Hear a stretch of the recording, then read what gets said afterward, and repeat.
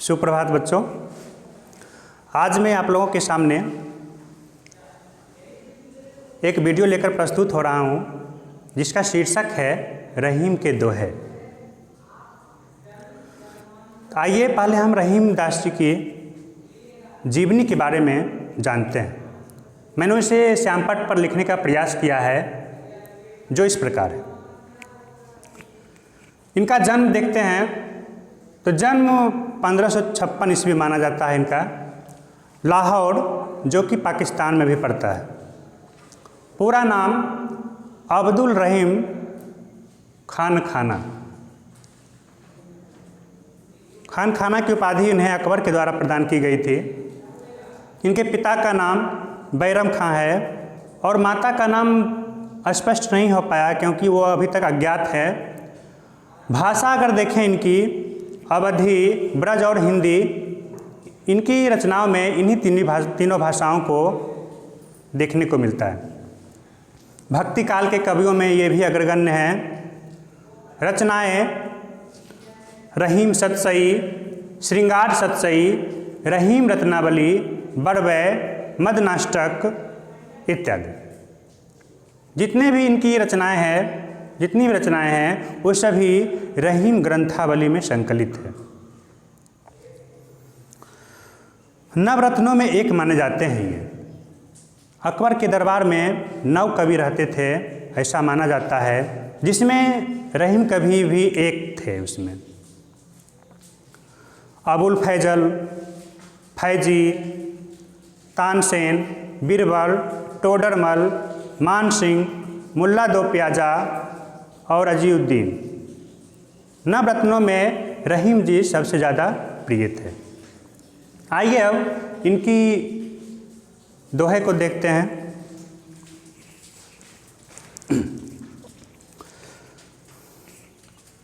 पहले दोहा को हम लोग आत्मसात करते हैं। रहमन धागा प्रेम का मत तोड़ो चटकाए, टूटे सो फिर ना मिले, अब मिले तो गांठ पड़ जाए। रहीम कवि अपने पहले दोहे के माध्यम से अपने पाठकों को यह बताना चाहते हैं कि प्रेम का धागा यानी विश्वास का धागा, जो कोई आप पे विश्वास करता है, जिसके कारण आप लोगों में प्रिय होते हैं, तो रहमन धागा प्रेम का मत तोड़ो चटकाए, उसे चटका कर नहीं तोड़ना चाहिए। मतलब किसी के विश्वास को तोड़ना नहीं चाहिए। अगर ऐसा हम करते हैं तो क्या होता है? टूटे सो फिर ना मिले, मिले गांठ पड़ जाए। अगर उस किसी के ऊपर विश्वास बनाने में बहुत समय लगता है, लेकिन आप अगर उसको तोड़ देते हैं तो फिर उस विश्वास को जमाने में बहुत समय लगता है। वही बात यहाँ पे रहीम दास जी कह रहे हैं कि टूटे सो फिर ना मिले, और मिले तो गांठ पड़ जाए। अगर आप उस संबंध को पुनः समरसता देना चाहेंगे तो वो संबंध जो है जुड़ तो अवश्य जाएगा, लेकिन उसमें एक गांठ पड़ जाएगी, एक संदेह की दीवार उत्पन्न हो जाएगी। जिस तरह से धागा को टूटने के बाद अगर हम उसे जोड़ना चाहें तो जोड़ने में क्या होता है? जुड़ तो जरूर जाता है, अवश्य जाता है, लेकिन उसमें गांठ पड़ जाती है। तो अब आप लोग समझ सकते हैं कि गांठ युक्त धागा ज़्यादा मजबूत होगा या गांठ रहित धागा जो है ज़्यादा मजबूत होगा, आप लोग समझ सकते हैं। इसलिए किसी के विश्वास को तोड़ना नहीं चाहिए। आगे देखते हैं। रहीमन निजमन की व्यथा, मन ही राखो गोय, सुनी अठिलई हैं लोग सब, बाँटी न लई हैं कोई। इस दोहे के माध्यम से रहीम दास जी अपने पाठकों को सूचित करना चाह रहे हैं कि निज मन की व्यथा, निज मीन्स अपने मन की, स्वयं की, निज मन की व्यथा मन ही राखो गोय, गोय मीन्स गुप्त रखना। अपने मन में जो भी दुख है, कपट आपके अंदर जो भी आपकी कमजोरी है, उसे लोगों के पास नहीं बताएं। अगर हम ऐसा कर देते हैं तो क्या होता है? अगली लाइन देखें। सुनी अठिलई हैं लोग सब, बाँटी न लई हैं कोय। कहने का अभिप्राय यह है कि अगर आप अपनी कमजोरी किसी को बता देंगे कि मेरी एक कमजोरी है, तो बहुत कम ही लोग होते हैं जो आपकी मदद के लिए हाथ आगे बढ़ाएंगे। अधिकतर लोग ऐसे होते हैं जो आपकी कमजोरी का फ़ायदा उठाना चाहेंगे। इसलिए किसी को भी रहीमदास जी अपनी व्यथा बताने के लिए नहीं कहते हैं, मन में ही रखने के लिए बोलते हैं। सुनी अठिलई हैं मतलब मजाक उड़ाना। लोग सब बाँटी न लई हैं, कोई उसको बाँट नहीं लेगा। फिर अगली पंक्ति, एकई साधे सब सधे, सब साधे सब जाए, रहीमन मूलहि सींचिबो, फूलय फलय अघाय। इस पंक्ति के माध्यम से रहीमदास जी अपने पाठकों को सूचित करना चाह रहे हैं कि एकई साधे सब सधे, एक बार में किसी एक ही काम को करना चाहिए। ऐसा नहीं कि क्लास में सर हिंदी पढ़ा रहे हैं तो हम उसी समय इंग्लिश भी पढ़ रहे हैं, मैथमेटिक्स का फेयर कर रहे हैं, ऐसा नहीं होना चाहिए। एक बार में किसी एक ही विषय को आत्मसात करें तो वो जल्दी आपको आत्मसात हो जाएगा, नहीं तो आप ना घर के रहेंगे ना घाट के रहेंगे। वही बोल रहे हैं कि एक ही साधे सब सधे, सब साधे सब जाए। सब काम को अगर एक ही बार में शुरू कर देंगे तो आपको कोई भी किसी भी अभिष्ट की प्राप्ति नहीं होगी। रहीमन मूलहि सींचिबो, फूलय फलय अघाय। रहीम कवि कहना चाह रहे हैं एक उदाहरण के माध्यम से कि हमें किसी पेड़ के मूल को सींचना चाहिए, उसके जड़ को सींचना चाहिए। ऐसा नहीं कि अगर हम आम के पेड़ की सिंचाई कर रहे हैं तो उसके पत्ते पे पानी देंगे, उसके फल पे पानी देंगे, उसके तने पे पानी देंगे, ऐसा नहीं। बस उसके मूल रूप को, उसके जड़ को सींचना चाहिए। जड़ में अगर हम पानी देते हैं तो उसका काम है कि वो सब जगह पानी को भेज देगा। दूसरे मायने में अगर देखें तो इस पंक्ति का अर्थ ये भी हो सकता है कि ईश्वर एक है। ईश्वर एक है, उसके एक ही रूप, ईश्वर परम पिता परमात्मा एक हैं, उसके रूप अनेक जरूर हैं लेकिन वो एक है। तो किसी एक ही उसकी परम पिता परमेश्वर की हमें आराधना करनी चाहिए। उनकी आराधना से हमें सभी देवत्व की प्राप्ति होगी। और अगर हम इस समाज को धर्मों में बांटते हैं तो वो उससे क्या होगा कि समाज में खाई पैदा होगी, हम किसी के नहीं रह पाएंगे। अगली पंक्ति, चित्रकूट में रमि रहे, रहीमन अवध नरेश, जा पर विपदा परत है, सो आवत यह देश। चित्रकूट में रमि रहे, बहुत ही मनोरम स्थल की चर्चा यहाँ पे की गई है जो उत्तर प्रदेश में पड़ता है। बात उस समय की है जब राम भगवान को 14 वर्ष का वनवास हुआ था और यहीं पर आकर वो अपना समय बिताए थे। जिन्हें राजभोग का गौरव प्राप्त था, जिन्हें राज भोगना चाहिए, वो क्या कर रहे हैं? जंगल में समय बिता रहे हैं। क्यों? इससे इस पंक्ति को देने का मतलब ये हुआ कि इससे पाठक को सीख लेनी चाहिए। चित्रकूट में रमि रहे, रहीमन अवध नरेश, जिनको सुख भोग करना चाहिए वो वन की खाक छान रहे हैं। जा पर विपदा परत है, सो आवत यह देश। कहने का अभिप्राय यह कि जिस पर भी मुसीबत आती है तो मुसीबत से उसे भागना नहीं चाहिए, उसका डटकर सामना करना चाहिए। ऐसा नहीं कि हमारे ऊपर मुसीबत आ रहे हैं तो हम उसको उस रास्ते को छोड़ दें। उस लक्ष्य को नहीं छोड़ना, उस रास्ते को बदलना है। आपको रास्ते बदलने हैं, लक्ष्य को नहीं छोड़ना है। वही बात है यहाँ पे, जा पर विपदा परत है, सो आवत यह देश। और दूसरे अर्थ को देखें तो ये भी हो सकता है कि इस स्थान की ये महत्ता है कि यहाँ आने पर कोई भी व्यक्ति अपने दुख को, अपने संकट के समय को, सबको भूल जाता है यहाँ की अनुपम छटा का दर्शन करके। इसलिए ये दर्शन अत्यंत पवित्र है। दीर्घ दोहा अर्थ के आखर थोड़े आही, ज्यों रहीम नट कुंडली, सिमट कूद चढ़ जाए। हम लोग दोहा का आत्मसात कर रहे हैं। दोहा एक छंद होता है जो कि बहुत छोटा होता है, लेकिन उसके अर्थ जो होते हैं बहुत गूढ़ अर्थ होते हैं। बहुत गुप्त रहस्य को लिए रहता है एक दोहा, लेकिन उसमें अक्षर जो है बहुत कम होते हैं। दीर्घ दोहा अर्थ के आखर थोड़े आए, अक्षर उसमें कम होते हैं लेकिन वो अर्थ जो है बहुत व्यापक देता है। ज्यों रहीम नट कुंडली सिमट कूट कूद चढ़ जाए।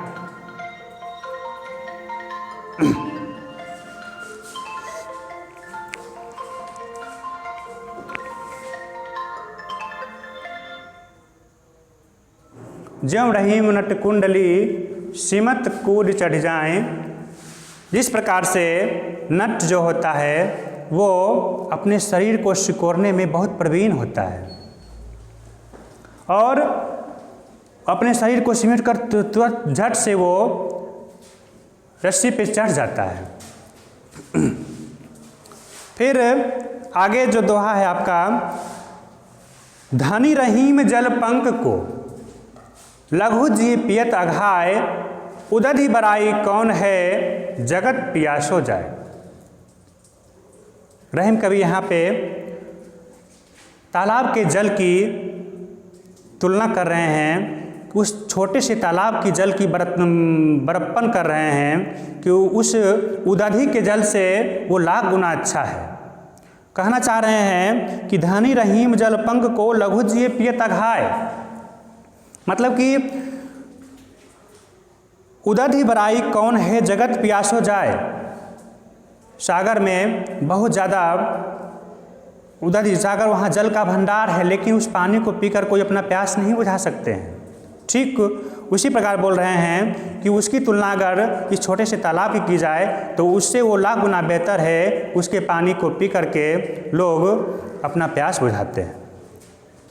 नाद रीझ तन देत मृग नर धन हेत समेत, ते रहीम पशु ते अधिक रीझे कछु न देत। नाथ रीझ तन देत मृग, मृग हिरन जो है, पशु जो है, सुंदर आवाज़ को सुन करके अपने शरीर को देने के लिए तैयार हो जाता है। उसको ये नहीं लगता कि हम उस आवाज़ की ओर जाएंगे तो शिकारी हमारी हत्या कर देगा। वह मोहित हो जाता है, अपने शरीर को देने के लिए भी तैयार हो जाता है। लेकिन मनुष्य की क्या स्थिति है, ते रहीम पशु से अधिक रीझहु कछु न देत। लेकिन मनुष्य जो है बहुत स्वार्थी प्रकृति का है और वो रीझने के बाद भी कुछ देना नहीं चाहता है। दूसरे अर्थों में लें तो मनुष्य जो है धन कमाने के लिए अपनी जान भी कुर्बान कर देता है। लेकिन कुछ व्यक्ति ऐसे भी होते हैं जो कुछ देना नहीं जानते हैं, वो कंजूस प्रवृत्ति के होते हैं। बिगड़ी बात बने नहीं लाख करो किनकोय, रहमन फाटे दूध को मथे न माखन होय। कहने का अभिप्राय यह कि जो बात बिगड़ जाती है, लाख प्रयास करने के बाद भी वो बातें बन नहीं पाती है। क्यों? क्योंकि रहमन फाटे दूध को मथे न माखन होय। अगर कोई फटे हुए दूध से मक्खन निकालना चाहे तो माखन हमें नहीं निकल सकता है, क्योंकि वो दूध फट चुका है। उसी प्रकार से अगर बात बिगड़ गई है, अगर हम उसे बनाना चाहें तो लाख प्रयास के बाद भी वो नहीं बनती है। अगर बनती भी है तो शंका की दीवार उसमें बनी रहती है। फिर आगे देखते हैं, रहमन देखी बरेन को लघु न दीजिए डारी, जहाँ काम आवे सुई कहा करे तरवार। रहीम कवि कहना चाह रहे हैं कि बड़े को देख करके छोटे की त्याग नहीं कर देनी चाहिए, क्योंकि लोग अच्छे जल देख करके गंदे जल को फेंक देते हैं। लेकिन दोनों जल का संचय करना चाहिए, क्योंकि गंदे जल पीने के काम नहीं आएगा लेकिन आग बुझाने के काम तो आएगा। वही कह रहे हैं कि रहमन देखी बरेन को लघु न दीजिए डार, बड़े को देख करके छोटे का त्याग नहीं करना चाहिए। जहाँ काम आवे सुई कहा करे तरवार। जहाँ सुई काम आ सकता है वहाँ तलवार कुछ नहीं कर सकता है, क्योंकि समय समय पर जगह जगह पर प्रत्येक तुच्छ वस्तु की कीमत होती है। तलवार यहाँ पे बहुत बड़ी वस्तु है, लेकिन छोटी सी वस्तु सुई होने के बावजूद भी वह सिलने के काम में सुई का ही प्रयोग किया जाता है। रहमन निज संपत्ति बिना को न विपत्ति सहाय, बिन पानी ज्यों जलज को नहीं रवि सके बचाए। बोल रहे हैं रहीम कालिदास जी यहाँ पे कि निज संपत्ति बिना, अगर आपके पास धन दौलत नहीं है तो आपकी मदद करने वाले कोई नहीं होंगे, क्योंकि अगर आपको पैसे की ज़रूरत होगी तो आगे वाले ये सोचेंगे कि अगर मैं इसको पैसे देता हूँ तो ये मुझे लौटा पाएगा या नहीं। अगर आप लौटा पाने में सक्षम नहीं है तो वो आपकी मदद करने में हिचकिचाएंगे।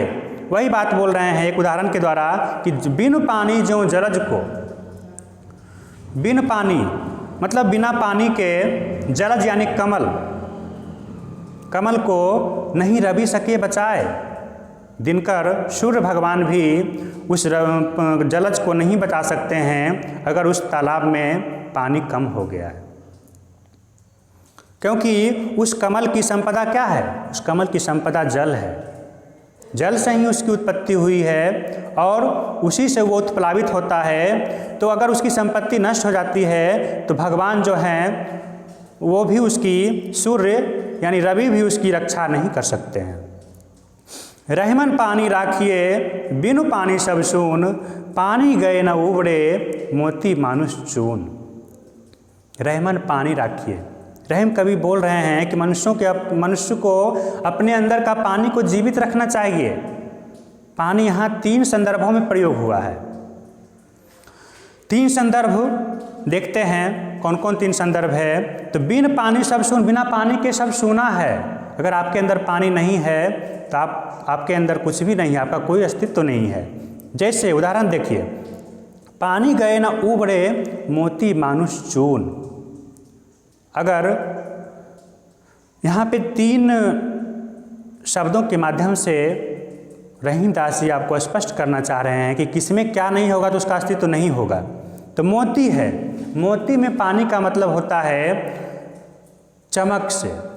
अगर मोती में चमक नहीं होगा तो उसका कोई कीमत नहीं है, क्योंकि लोग मोती को चमकीली वस्तु होने के कारण ही खरीदते हैं। तो मोती में अगर पानी नहीं होगा तो वो भी अस्तित्वहीन है। मनुष्य के अंदर अगर पानी नहीं होगा तो मनुष्य के मायने में यहाँ पानी का अर्थ ये हुआ कि इज्जत, प्रतिष्ठा। कहा गया है कि अगर आपका स्वास्थ्य जाता है तो कुछ आपका चला जाता है, अगर आपका धन जाता है तो आपका कुछ नहीं जाता है, लेकिन अगर आपका चरित्र जाता है तो आपका सब कुछ चला जाता है। Anything is loss. वही बात यहाँ पे है कि मनुष्य के अंदर अगर इज्जत नहीं है, उसकी प्रतिष्ठा नहीं है, तो वो मनुष्य कोई काम का नहीं है। चून के संदर्भ में पानी का अर्थ ये हुआ कि चून बोलते हैं आटे को, या फिर दीवार में जो आप चूना कलर करते हैं उसको भी चून बोलते हैं। तो मोती मानुष चून, चून में अगर हम जल नहीं मिलाएंगे तो उस चूने का भी कोई अस्तित्व नहीं है, उस आटे का भी कोई अस्तित्व नहीं है जिसमें हम जल नहीं मिलाएंगे, क्योंकि बिना जल मिलाए उससे रोटी बन नहीं सकता है। अतः पानी को अपने अंदर जीवंत रूप देना अनिवार्य है। अगर आपके अंदर पानी नहीं है तो आप किसी काम के नहीं हैं, समाज में आपकी इज्जत नहीं होगी। धन्यवाद। आज के लिए इतना ही।